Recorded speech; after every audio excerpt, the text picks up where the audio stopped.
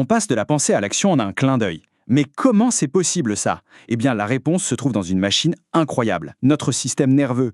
Et cette rapidité, attention, ce n'est pas de la magie, loin de là. Tout ça, ça repose sur une infrastructure biologique qui est juste d'une efficacité redoutable. C'est un véritable réseau à très grande vitesse qui parcourt tout notre corps.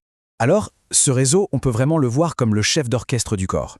Et pour bien comprendre comment il marche, le plus simple, c'est de suivre une seule commande, de A à Z, du signal de départ jusqu'à l'action finale. Allez, prenons un exemple tout simple, un truc de tous les jours. Une personne au volant, le feu passe au vert, le temps qu'il faut pour appuyer sur l'accélérateur, ça nous paraît instantané, hein?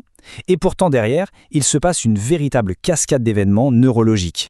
Parce que ce processus, de la perception à l'action, ce n'est pas du tout le fruit du hasard, non. Ça suit un chemin biologique bien précis. Alors allons voir ça de plus près, décortiquons ensemble comment cette information voyage. Ok, donc tout part d'un stimulus, d'un signal qui vient de l'environnement. Ici, c'est la lumière verte du feu. Et elle est captée par quoi? Par un organe récepteur qui est fait pour ça, l'œil.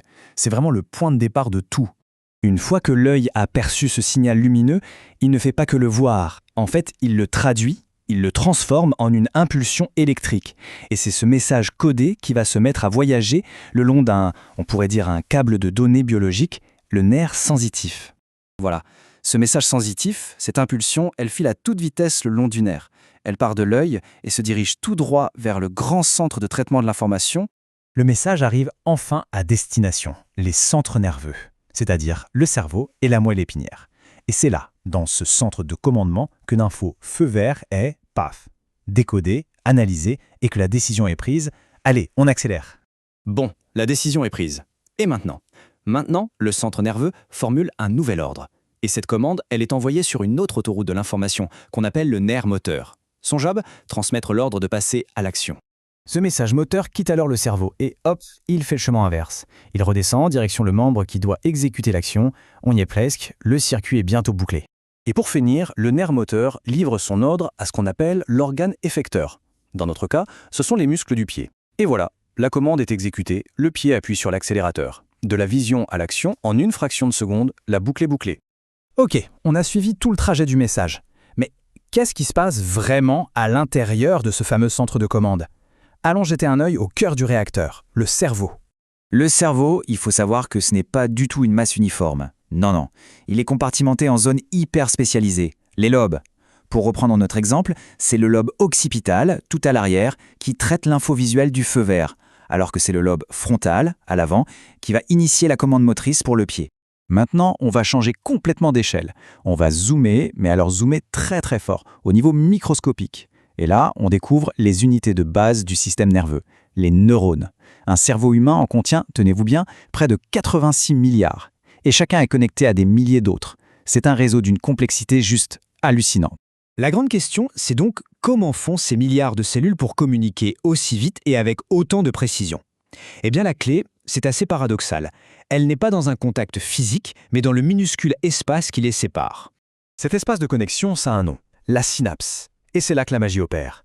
L'impulsion électrique qui arrive est convertie en un message chimique. Des petites molécules, les neurotransmetteurs, sont libérées. Elles traversent cet espace et vont aller réveiller le neurone suivant pour qu'il propage le signal.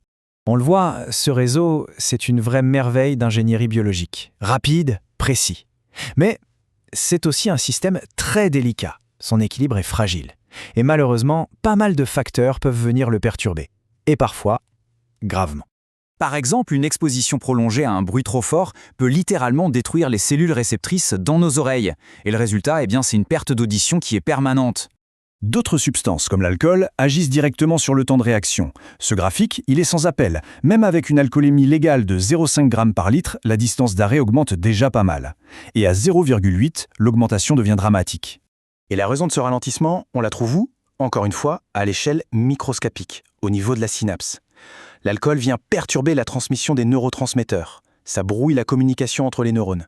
Et du coup, c'est l'ensemble du réseau qui perd en efficacité. Mais attention, il n'y a pas que l'alcool, loin de là.